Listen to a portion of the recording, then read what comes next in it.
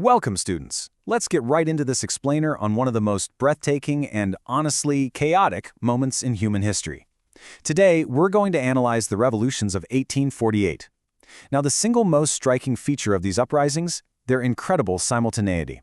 This was, for sure, the only truly European revolution that has ever occurred. Not even the Great French Revolution of 1789 or the Russian Revolution of 1917 achieved this effortless cascading from one state to the next. Dozens of countries were affected, and the wild part is, there was absolutely no central coordination. It was a continent-wide explosion that rightfully earned the name the Springtime of Nations. Here's our roadmap for today's explainer. We'll start with Europe's 1848 powder keg, then move over to France's clash of class versus republic and Germany's push for unification. We'll contrast France and Germany, analyze Austria's fight for control, and finally, we'll wrap up by looking at the overall legacy of the Springtime. Part 1. Europe's 1848 powder keg. Okay, let's dive into this. To understand the political explosions, we first have to understand the underlying socioeconomic tinderbox. By setting the stage, mid-19th century Europe was, quite literally, a society coming apart at the seams. The continent was reeling from these massive, overlapping crises. First, a devastating potato blight struck in 1845, leading to horrific famine in places like Ireland, Flanders, and Silesia. Simultaneously, a terrible drought ruined grain harvests. Suddenly, basic foodstuffs became completely unaffordable, which led to massive widespread bread riots. But it wasn't just an agricultural crisis either.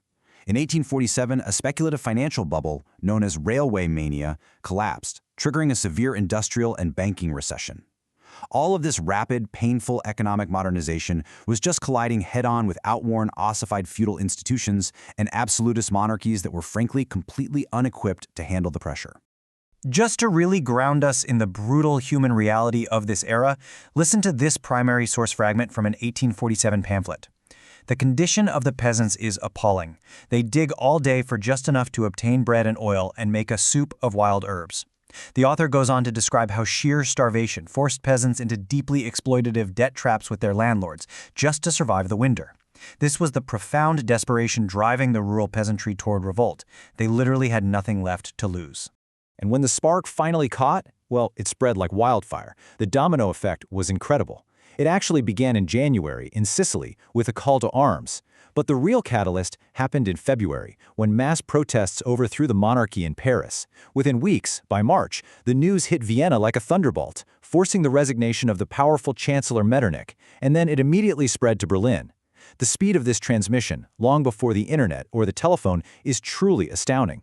Part 2. France, class versus republic. Let's shift our focus to our first specific case study, the Kingdom of France, where the political revolution very quickly morphed into a profound social conflict. The events in Paris escalated with dizzying speed, tracing this tragic arc from unity straight into civil war. In February, widespread protests forced King Louis-Philippe to abdicate. A provisional republic was declared, and to address that massive unemployment crisis we discussed earlier, the government established publicly run national workshops.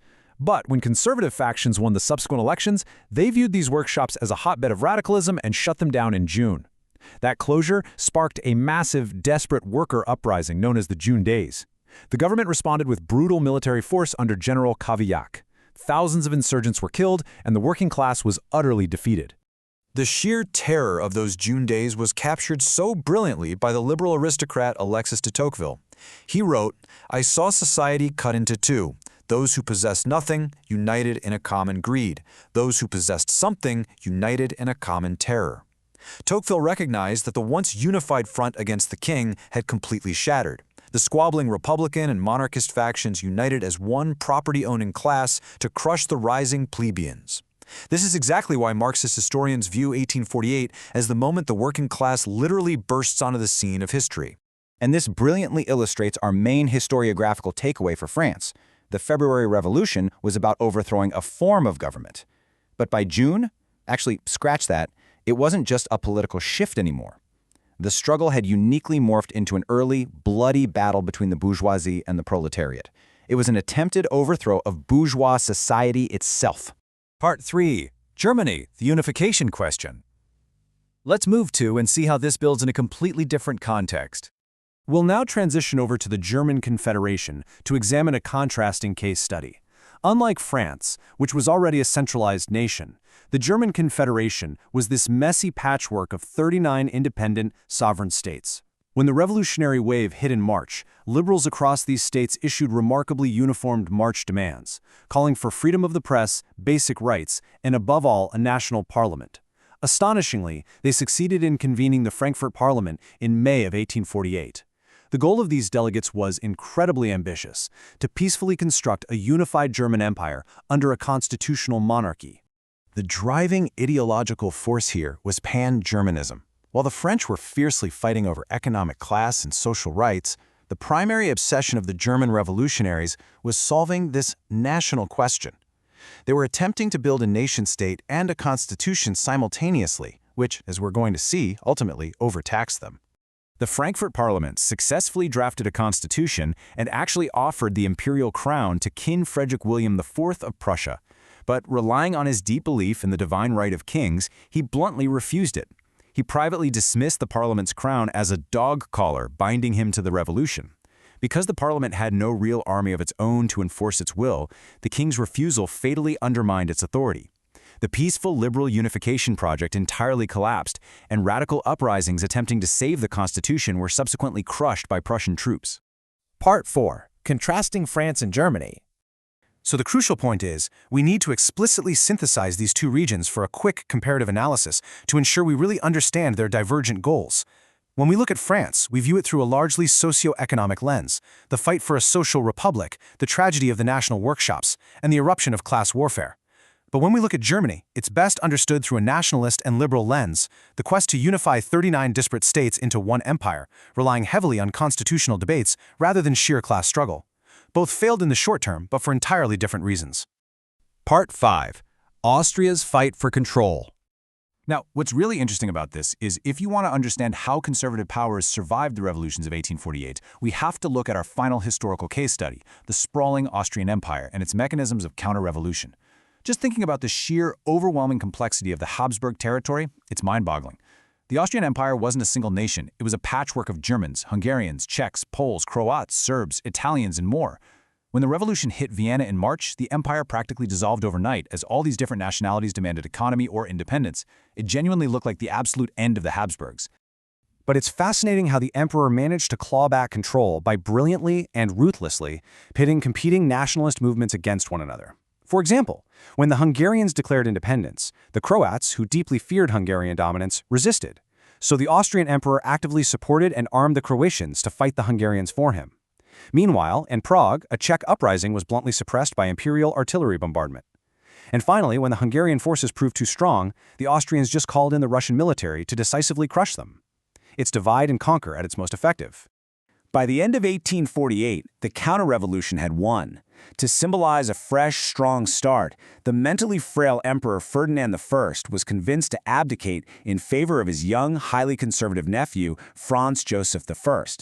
The revolutionary constitutions that had been so eagerly promised in the spring were completely abolished, setting the stage for a brand new era of centralized autocracy in Vienna. To really understand what this restored autocracy felt like on the ground, listen to this contemporary critique of the new Austrian government, known as the Back regime. It consisted of a standing army of soldiers, a sitting army of officials, a kneeling army of priests, and a creeping army of denunciators. The brief, exhilarating freedoms of the revolutionary spring were entirely replaced by a very heavy-handed, bureaucratic police state. Part 6. Legacy of the Springtime. As we conclude today's explainer, we need to evaluate the long-term impact of 1848. Because while the barricades were cleared and the kings returned to their thrones, European politics was permanently scarred and transformed. Despite the ultimate military defeats of the revolutionaries, there were massive, tangible victories. Serfdom was permanently abolished in Austria and Hungary, freeing millions of peasants. Absolute monarchy was ended in Denmark. More broadly, the events of 1848 forged modern political ideologies. It forced socialists, liberals, and conservatives to clearly define their goals and realize they could no longer simply ally with one another. The days of romantic, unified idealism were completely over. The era of realpolitik had begun. So what exactly is realpolitik? It is the accomplishing of political goals via practical, sometimes ruthless means rather than relying on high-minded ideals or Socratic debate. The failure of the Frankfurt Parliament taught a whole new generation of leaders, like the future German Chancellor Otto von Bismarck, that nations aren't built by parliamentary speeches and majority votes, but by blood and iron. Which leaves us with a final, provocative thought to ponder. When we look back at the tens of thousands who fought and died on those barricades, was 1848 simply the tragic failure of romantic idealism, or was it the necessary, messy rehearsal that planted the seeds for the modern constitutional nations of Europe we know today? Think about how the structures we rely on right now were born in the fires of these uprisings. Thank you for joining me on this deep dive into the springtime of nations. Keep questioning, keep analyzing, and I'll see you in the next explainer.